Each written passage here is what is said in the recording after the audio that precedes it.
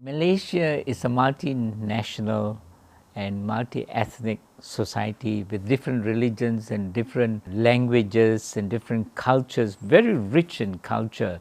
There is an acceptance amongst the people in this country that we must live together in love and unity. Basically the main ones are the Malays, the Chinese and the Indians, and then you have got people who are the natives. In the West Malaysia we have the natives, which are basically the Senois, the Jakuns and all that.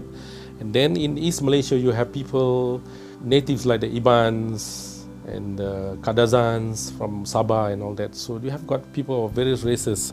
Because we come from a multi-racial, multicultural background, embracing the Baha'i faith in this country was not very difficult because we were already imbued with a sense of unity anyway. We naturally feel comfortable in a multi-racial, multicultural setting. At one time, remember, we have got Jewish people practicing the Jewish faith here.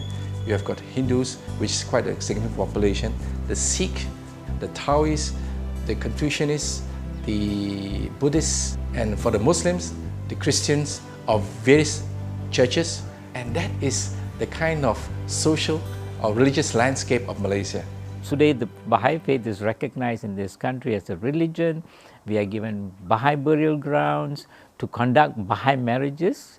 So actually the Baha'i faith is free in this country to teach and to spread. One of the most important elements that one can say about the Malaysian Baha'i community is its uniqueness in its ability to quickly obey and also to carry out the instructions of the institutions of the faith, especially the directives of the Universal House of Justice. This is something for which they have been very, very well famed for.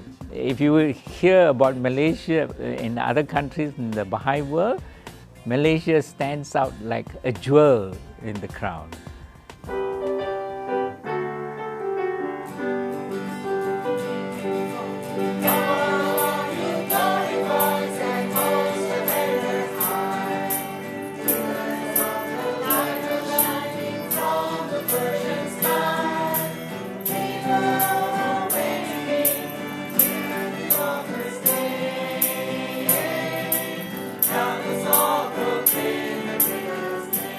Hi, I'm Punita Rajan, which is my wife. We live in Subang Jaya Baha'i community, and yes, it's a very vibrant community over here. I was quite impressed with the Baha'i chants that I used to hear from the CD ladder. It was nice, and I used to pick up the tunes and sing to them. I find that the kids memorize prayers through chanting very easily. Both our wishes is that they will serve the humanity and the Baha'i faith through music. And I used to tell them, you can't carry the piano along with you, but certainly you can carry a keyboard and guitar, so please pick up and a violin too. Yes, it's something portable so that wherever you go and teach and serve, you can play the music. Abdul Baha, who is actually is the master or the son of Prophet, he actually has said that music is food for the soul. You feel so joyful when you're in music because the soul is really feeling that, and especially if it's mixed with the words of God. So currently, the system of education is something that the Baha'is are addressing all over the world. Fundamentally, we believe that material and social education alone is not enough, and that spiritual education is much needed to help people to become a better person. The activities that the Baha'i community is engaged in is currently, like anywhere else in the world, in taking the teachings of Baha'u'llah and applying it to the transformation and the building of a new civilization.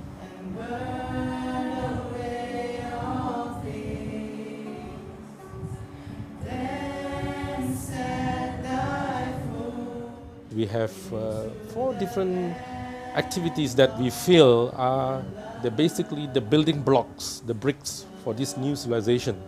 things like devotional meetings, devotional gatherings where people gather together. Doesn't matter what religious denomination they are, praying together. And we also have education processes that we do, right up from children up to the adults. From ages 5 to about 10, we have the children's classes. Following that, we have these junior youth programs from the age of 11 to 14. And then from 15 then on up to whatever age, we have got another education process which we call the Ruhi programs. When this begins to multiply in every neighborhood, then we will see the growth and transformation among the individuals and society for the oneness of mankind that has been promised in the Baha'i faith. This is the syllabus that children class teachers here use to teach the children. For lesson 1, we will start with prayer, and then we will teach the children songs, and then we will ask them to memorize a quotation contains good virtues. For example, truthfulness, kindliness, humility, generosity, and so on. After that, we will play games with them. These games is basically cooperative games that needs them to tolerate with friends, to be cooperative, to be understanding. And then after the games, they will color a picture related to the quotation that they have learned in their class.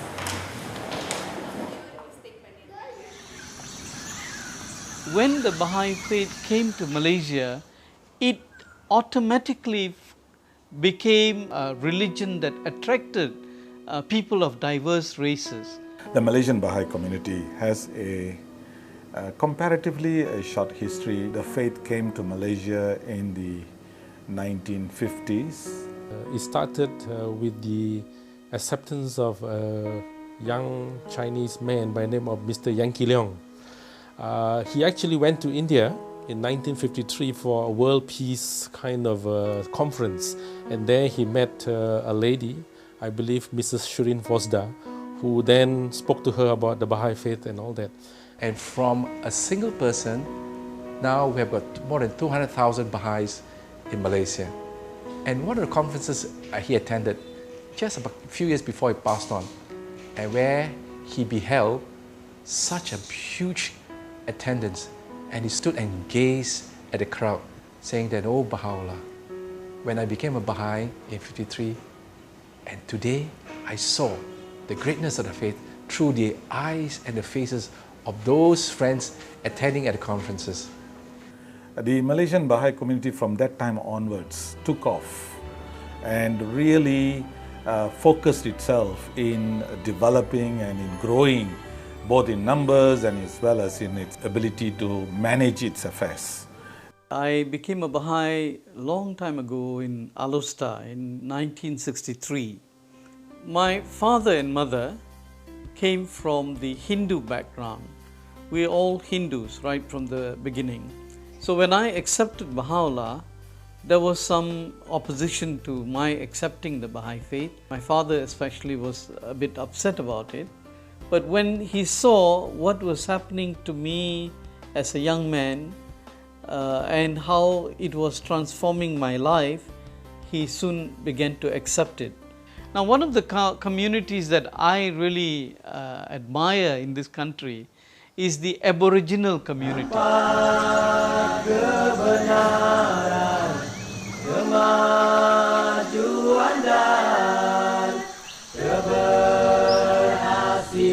Dalam semua anak Tuhan.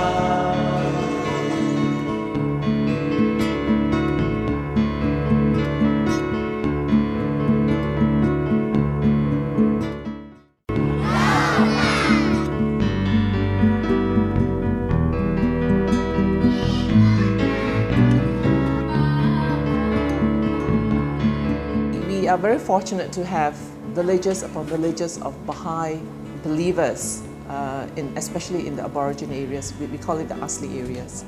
And they've been Baha'is for tens of years. And they remain firm and fast in their faith up to today. Saya memang dilahirkan dalam keluarga Baha'i. I am the third generation Baha'i, and we are from a Semai group from the Aborigines of Peninsular Malaysia. The Orang Asli people live in a community, with close community. Aktiviti trust yang berlaku di The 4 core activities which has been called by the Universal House of Justice for today, and all the 4 core activities we are having.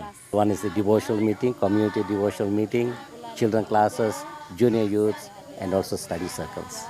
saya Being a librarian, main concern is that she wanted her community, the Asli community, to be a learned community, based on the books they have, and then in the near future they'll become one of the known in the world. ilmu untuk berbekal ilmu lah. I came to KL in about 1980, and I was investigating various religions and cultures. And in 1982, I stumbled upon the Baha'i faith. I investigated for about 2 years before I became a Baha'i. Up till today, there are few principles of the Baha'i faith that really enchants me, and one of it is really oneness of humanity.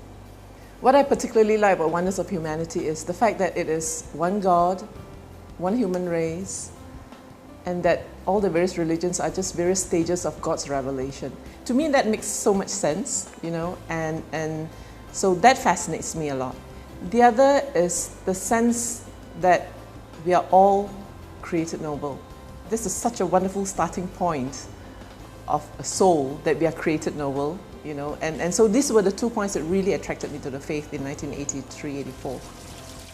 One particular unique feature of the Baha'i faith is this unique system of governance. We have Baha'is annually electing local representatives to their local councils. We call them local spiritual assemblies. And the local assemblies in turn elect national spiritual assemblies. The National Spiritual Assembly once in 5 years elects another higher institution known as the Universal House of Justice.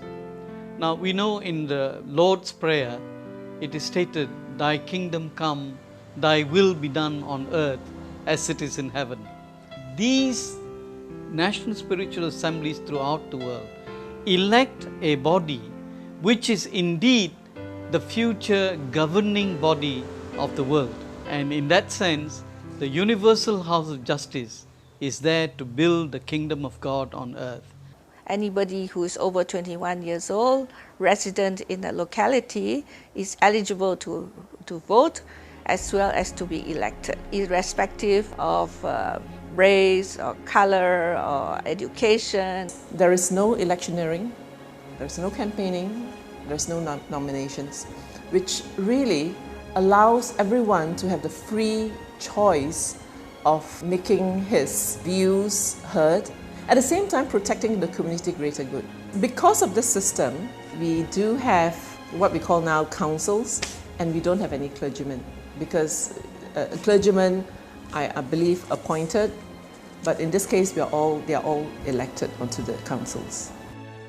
It started in 1979. At that time, I was still in college, and I had a roommate of mine who actually was investigating about the Baha'i faith, and he shared me about the Baha'i faith. We started actually first with arguing, because I come from a very strong Catholic background. Some of the books that he brought to me were subjects relating to the second coming of Jesus Christ, which impressed me, because I am a firm believer of the return of Christ. And this friend of mine, he had a book called Thief in the Night. This is written by also someone who comes from a Catholic background, Mr. William Sears. And the book actually probed me to investigate more about the Baha'i faith. And I think about 6 months later, I accepted Baha'u'llah as the prophet of this, the promised one of this age. In 1957, the first Baha'i of Malaysia also went into the Orang Asli villages and started teaching the faith. And we had some of the first implications of mass teaching, mass enrollment, when a large group of these Orang Aslis came into the faith. I am Muklis, so my family became a Baha'i I was the third generation. My grandfather was the first Baha'i in this village. So right now we have junior classes, study circle, junior group, and devotional meeting. So these activities are actually not only in this village, but actually it's happened all around the world. It's happened in America, it's happened in Asia, in Africa, it's happened everywhere. Today, if I want to say which is the most dynamic community, we have a large Asli community of native Aboriginal believers who have taken ownership, and they are now spreading the faith in the vast jungles of Malaysia. My parents are from the Hindu faith, and the Hindu faith has got many aspects to God. They have goddesses and gods. I was filled with curiosity. Why is there so many gods in the Hindu faith? And I always used to question it. And my brother used to attend a Christian school, and he used to come back with books which are related to the Old Testament. And without him knowing, I used to read all these books, and I used to come to know that there is only one God. I remember a friend of mine who was not even a Baha'i. He came and gave me a leaflet, and he said, "Hey Sina, I found something about a faith called Baha'i, and maybe you might be interested in this." And I was only 18 years old. So I read it, and I thought, there's something different in it. When I was going to school, a teacher walked into the class, and he was different. He had a difference in the way he talked to all of us and the way he behaved. About 11 months later, I came to know that he was the Baha'i, and he was the first Baha'i that I really met. This is a Center of Learning for Advancement of Civilization in Jenjarom.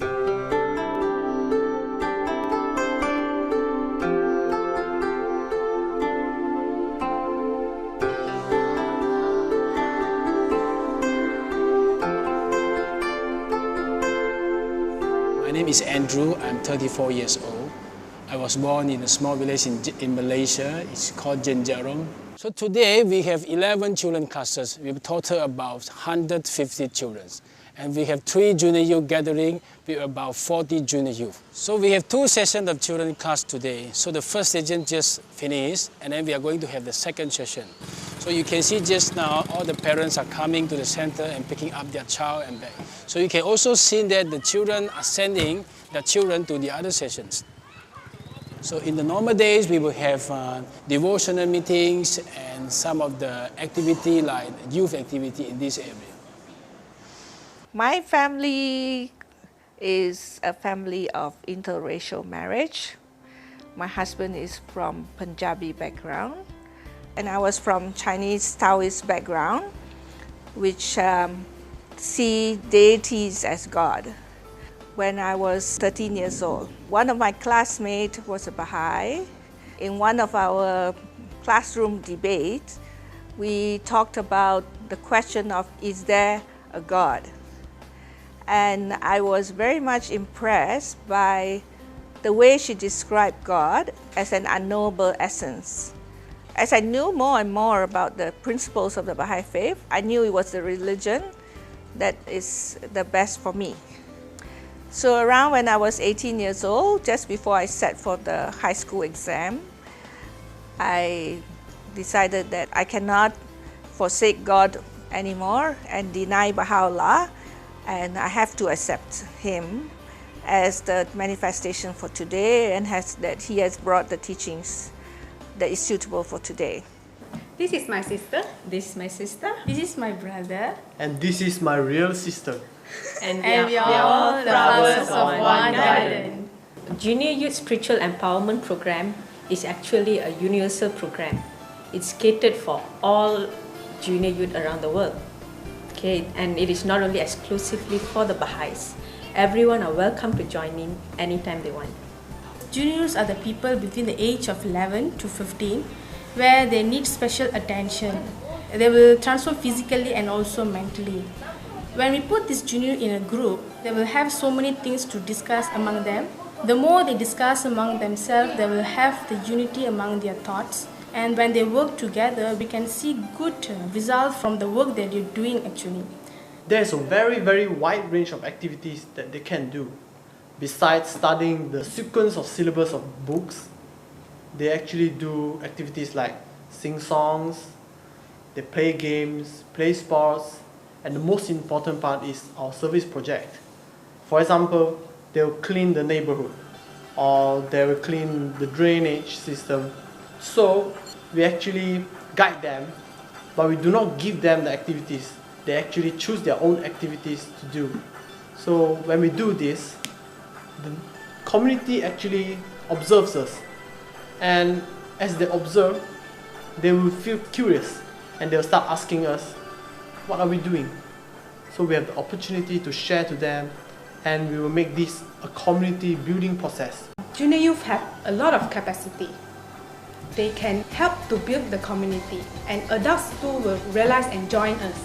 And so it won't be a one-way process, it will be both ways, where everybody will come together and join the service projects and maybe have more ideas and more plans for the community. There is not only physical transformation but also spiritual transformation in the whole community. I came across a friend who spoke to me about a religion which I found rather strange, Baha'i faith. And I said, look, I was interested. So subsequently he took me to a family home, rather, a home of a Baha'i family who was there. He was very hospitable. And we sat and we just talked and talked and talked. For the first time, I heard of the faith saying that it's the oneness of religion and oneness of God. And to me, to my mind, it was amazing. And the fact that he underscored by saying that it is also the oneness of humanity. And I was really struck by these three principles. The Baha'is told me that the Spirit of Christ is also the same Spirit as in Baha'u'llah, as in other prophets of God. Because an explanation, analogy, they told us that a rose of last year's rose and this year's rose are different, and yet they're the same because it came from the same plant. So in the same way, the Spirit of Christ is evident in all the past prophets as well as in Baha'u'llah. And there, I became a Baha'i. During the past 2 months, we are saying that we need to open up the center, to the non-Chinese. So as a result, we have some home visit. So we visited some of the Indian family. We explained that we have the children class, we have the junior youth programs. So as a result, we managed to get 10 Indian children to join our children class.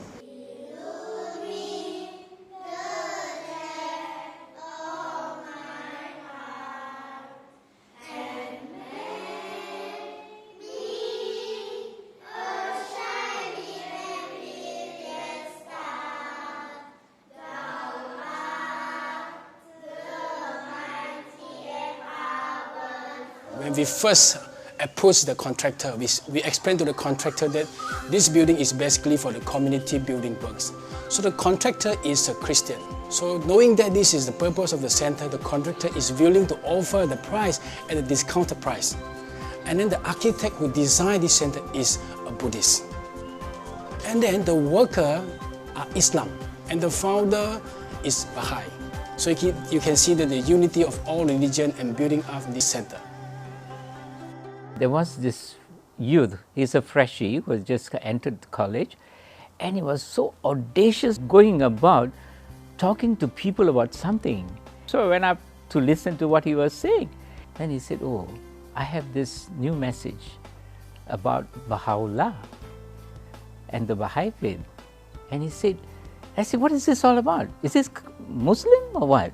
He said, no, this talks about the oneness of God, oneness of religion, oneness of mankind. When I heard that, I said, wow, you mean to say I don't have to give up any other religion? He said, no. The Baha'i faith believes in the progressive revelation, and that from time to time, God will make manifest a prophet of God who will bring teachings that are suitable for the time that we live in, to make God's will and purpose known to man for that day. So I think this blessing that I am able to bring to my family is because of the teachings of Baha'u'llah. So people find that there is a deeper meaning to spirituality than merely going to churches and temples. That they have an outlet to go out there and serve people. When the Baha'i faith came along, it sort of clicked with those who who came across the faith, it just clicked. There is just now a religion that sort of embraced that way of life, that culture. The concept of the oneness of religion, it will be one of the most important principles for us to ensure that there is understanding and harmony amongst the peoples of different religion. The Baha'is believe that this is, a very good opportunity for us to actually talk about the fundamentals of our faith. In our simple efforts to ensure that the transformation of the society and the building of a new civilization, it begins with me, my neighborhood, the people living around me. So in the Baha'i community, you see all these friends serving and working together, very much in unity and very much putting into practice this principle of oneness of humanity. We have no barriers against any religion, any race, any culture, any language, and neither rich nor poor. All are one, and when we are together, we look at one another as we are all human beings, we are all serving one human race for the betterment of this world.